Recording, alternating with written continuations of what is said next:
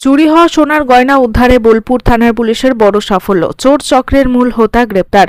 বীরভূম জেলার বোলপুর থানার পুলিশের তৎপরতায় ফের বড় সাফল্য এলো সোনা চুরি মামলায়। শুক্রবার সন্ধ্যায় এক বিশেষ অভিযানে পুলিশে হাটতলার সোনার ব্যবসায়ী অখিল রায় ওরফে মিলন রায়ের দোকান থেকে উদ্ধার করেছে কয়েক লক্ষ টাকার সোনার অলংকার। পাশাপাশি রাজু সাহানি ও মঙ্গল শেখ নামে আরও দুই অভিযুক্তের কাছ থেকে উদ্ধার হয়েছে বেশ কিছু সোনার গয়না ও মূল্যবান সামগ্রী।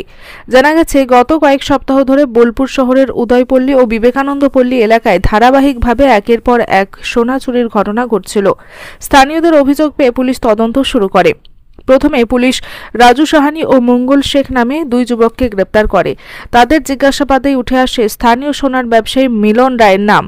এরপর পুলিশ মিলন রায়কে আটক করে কড়া জেরা শুরু করে। তদন্তে চাঞ্চল্যকর তথ্য উঠে আসে। মিলন রায় স্বীকার করে যে চুরি করা সোনা সে নিজের দোকান ও বাড়িতে লুকিয়ে রেখেছিল।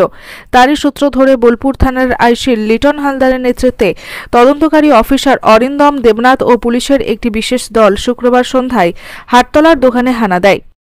সেখানে তল্লাশিতে উদ্ধার হয় বিপুল পরিমাণ সোনার গয়না, চেন, আংটি, কানের দুল এবং অন্যান্য অলংকার। পুলিশ সূত্রে জানা গেছে, রাজু সাহানি ও মঙ্গল শেখ চুরি করা সোনা মিলন রায়ের কাছে অত্যন্ত কম দামে বিক্রি করত।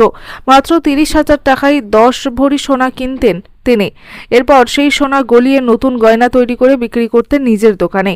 বহুদিন ধরেই তিনি এই অবৈধ ব্যবসার সঙ্গে যুক্ত ছিলেন বলে অভিযোগ। এই ঘটনার পর বোলপুর শহরে ব্যাপক চাঞ্চল্য ছড়িয়েছে। একদিকে স্থানীয় বাসিন্দারা পুলিশের এই সাফল্যে সন্তুষ্ট, অন্যদিকে ব্যবসায়ী মহলে উদ্বেগ ছড়িয়েছে।